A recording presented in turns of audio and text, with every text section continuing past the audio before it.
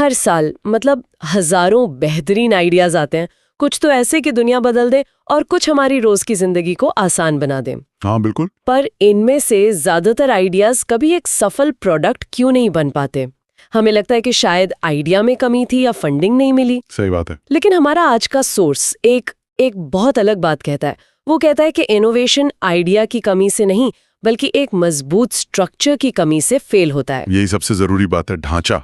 आज हम तक्षशिला टेक्नोलॉजी के दूसरे पड़ाव स्ट्रक्चर फेज की गहराई में उतर रहे हैं।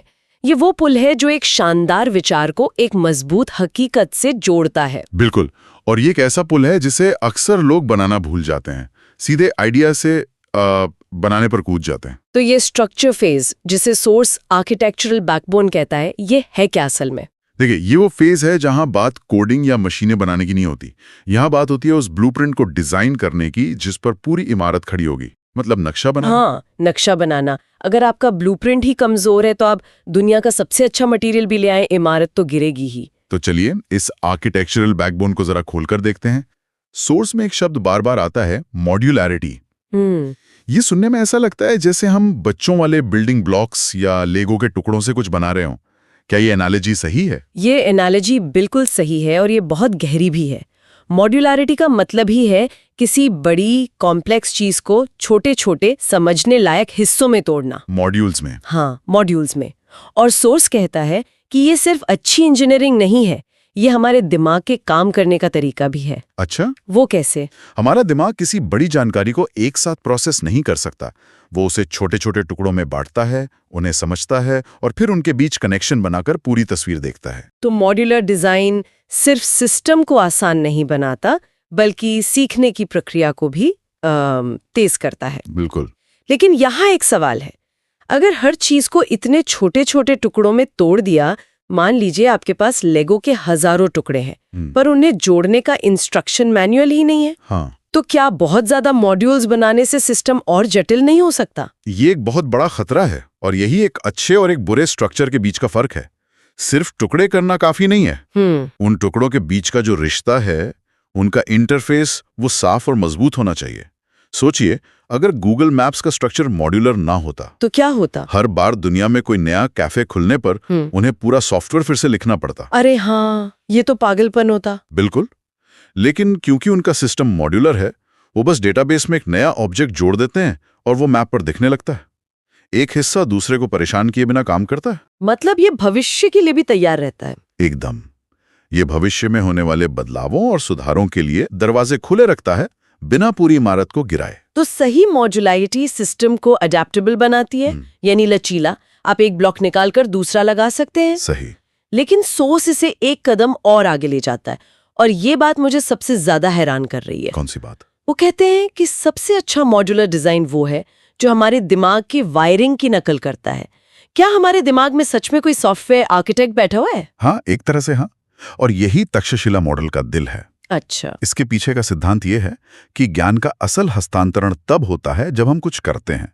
मतलब ये मोटर ड्रिवन होता है। हम सिर्फ पढ़कर नहीं सीखते, बल्कि चीजों को अपने हाथों से व्यवस्थित करके उनका नक्शा बनाकर सीखते हैं। ये तो बहुत दिलचस्प है। सोर्स इसमें न्यूरोसाइंस का जिक्र करता है, हिप्पोकैम्पस और टेम्पोरल लोब्स का। हाँ, मैंने भी पढ़ा। ये हमारे दिमाग के वो हिस्से हैं जो स्थानिक स्मृति यानी स्पेशल मेमोरी और सूचना को क्रम में लगाने, मतलब सीक्वेंस मैपिंग के लिए जिम्मेदार हैं। एक मिनट, तो जब एक इंजीनियर कोई सिस्टम डिजाइन कर रहा होता है, हाँ, तो वो असल में अपने दिमाग के अंदर उन मॉड्यूल्स का एक नक्शा बना रहा होता है। बिल्कुल।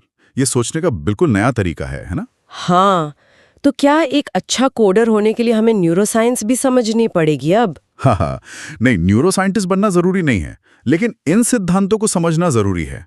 लक्ष्य है एक ब्रेन पेज कंस्ट्रक्ट तैयार करना। ब्रेन पेज कंस्ट्रक्ट, ये क्या है? ये बस एक फैंसी शब्द है। इसका मतलब है ज्ञान का एक ऐसा आंतरिक नक्शा जो दिमाग में आसानी से बस जाए। जब कोई सिस्टम इस तरह से डिजाइन होता है तो कोई नया डेवलपर भी उसे जल्दी समझ सकता है, क्योंकि वो सिस्टम हमारे दिमाग के सोचने के तरीके से मेल खाता है। अच्छा। सोर्स इसी को न्यूरोलॉजिकल रूप से टिकाऊ इनोवेशन कहता है। न्यूरोलॉजिकल रूप से टिकाऊ, ये बहुत शक्तिशाली विचार है।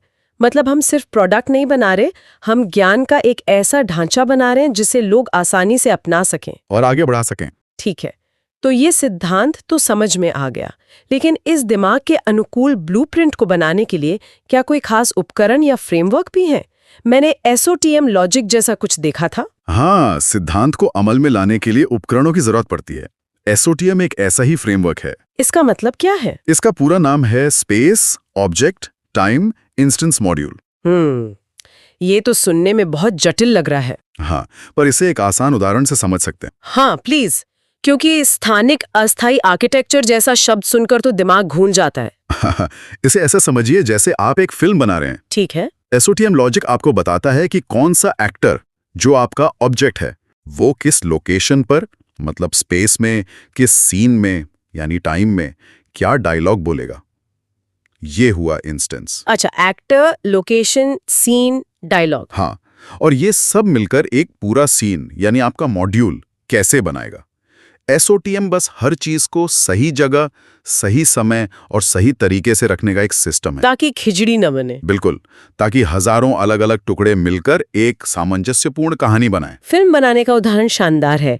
इससे SOTM का मतलब बिल्कुल साफ हो गया। हाँ। तो SOTM हमें ब्लूप्रिंट देता है, सही। लेकिन सिर्फ नक्शा होने से तो इमारत नहीं बनती।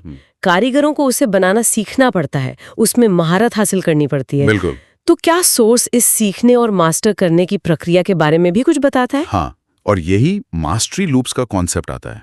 ये सिर्फ प्रैक्टिस नहीं है, ये एक वैज्ञानिक तरीके से की गई प्रैक्टिस है। Mastery loops? हाँ, ये एक चक्र है जिसके 4 हिस्से हैं: संरचित अभ्यास, प्रतिक्रिया, सुधार और परिशोधन। Structure, practice, feedback, correction and refinement. बिल्कुल। इसे भी किसी उदाहरण से समझा सकते हैं? जरूर।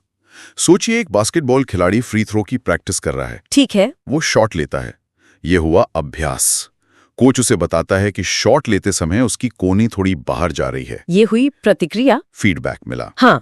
खिलाड़ी अगली बार अपनी कोहनी को सही पोजीशन में रखकर शॉट लेता है। ये हुआ सुधार। और फिर वो इसी सही तरीके से 100 और शॉट लेता है जब तक ये उसकी आदत न बन जाए। ये है परिशोधन, मतलब रिफाइनमेंट। हाँ, टेक्नोलॉजी में भी हम एक मॉड्यूल के साथ यही करते हैं। डेवलपर कोड लिखता है, सिस्टम एरर देता है, वो बग को ठीक करता है और फिर से टेस्ट करता है। और ये लूप चलता रहता है। ये लूप तब तक चलता रहता है जब तक वो मॉड्यूल परफेक्ट ना हो जाए। सोर्स कहता है कि गहरी समझ और लॉन्ग टर्म मेमोरी इसी प्रक्रिया से बनती है, सिर्फ रटने से नहीं। ये बहुत दिलचस्प है। ऐसा लगता है कि ये सारे सिद्धांत, मॉड्यूलैरिटी, SOTM, मास्टरी लूप्स, ये सब एक दूसरे से जुड़े हुए हैं। हाँ, एक चेन की तरह। और ये सब इस बात पर निर्भर करते हैं कि आप शुरू में ही ये जानते हो कि आप क्या बना रहे हैं। तो ये स्ट्रक्चर फेज पिछले डेफिनेशन फेज से कितना मजबूती से जुड़ा हुआ है। अरे, ये तो एक ही सिक्के के 2 पहलू हैं। इनके बीच एक सिम्बायोटिक रिश्ता है। मतलब एक के बिना दूसरा अधूरा है। बिल्कुल। आप एक अस्पष्ट परिभाषा पर एक मजबूत ढांचा बना ही नहीं सकते। अगर आपको यही नहीं पता कि आप क्या बना रहे हैं और क्यों बना रहे हैं, तो आप उसका ब्लूप्रिंट कैसे डिजाइन करेंगे? Garbage in garbage out. Exactly.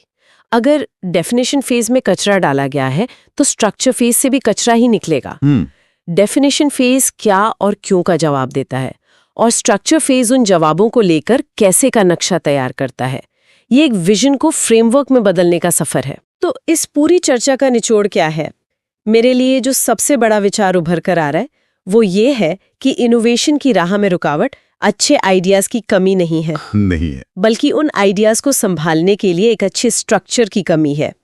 ऐसा लगता है कि हमें बिल्डर बनने से पहले एक अच्छा आर्किटेक्ट बनना सीखना होगा। यही इस पूरी चर्चा का सार है। स्ट्रक्चर फेज वो जगह है जहां एक अच्छा आइडिया एक मजबूत, स्केलेबल और न्यूरोलॉजिकल रूप से टिकाऊ हकीकत में बदलता है। और ये सिर्फ बड़ी कंपनियों के लिए नहीं है ना? बिल्कुल नहीं। ये किसी भी इंसान या टीम के लिए सच है जो कुछ नया बनाना चाहता है। आप सिर्फ एक प्रोडक्ट नहीं बना रहे होते, आप एक ज्ञान की वास्तुकला बना रहे होते हैं। Knowledge architecture. हाँ, एक ऐसा ढांचा जिससे दूसरे लोग समझ सकें, अपना सकें और उस पर आगे काम कर सकें। सो उसका अंत एक बहुत ही शक्तिशाली कॉल टू एक्शन के साथ होता है। स्ट्रक्चर बनाएं, सिस्टम में महारत हासिल करें, भविष्य को आकार दें। हाँ, ये सिर्फ एक सलाह नहीं, एक पूरा दर्शन शास्त्र है। बिल्कुल। और ये हमें एक आखिरी विचार की ओर ले जाता है जिस पर श्रोता सोच सकते हैं। बताइए। सोर्स का तर्क है कि ये मॉड्यूलर दिमाग पर आधारित अप्रोच न सिर्फ बेहतर टेक्नोलॉजी बनाती है, बल्कि सीखने की प्रक्रिया में समानता और व्यक्तिकरण को भी बढ़ावा देती है। मतलब इक्विटी एंड पर्सनलाइजेशन। हाँ, तो सवाल ये है, अगर हम अपने एजुकेशन सिस्टम को या अपने खुद के सीखने के तरीके को भी इसी सिद्धांत पर डिजाइन करें तो क्या होगा? हाँ, ये तो सोचने वाली बात है। अगर हम बच्चों को सिर्फ जानकारी देने के बजाय उन्हें जानकारी को मॉड्यूल्स में व्यवस्थित करना सिखाएं, उसका मानसिक नक्शा बनाना सिखाएं और मास्टरी लूप्स के जरिए सीखना सिखाएं। हाँ, तो क्या हम सीखने और कुछ नया बनाने के मायने को ही बदल सकते हैं?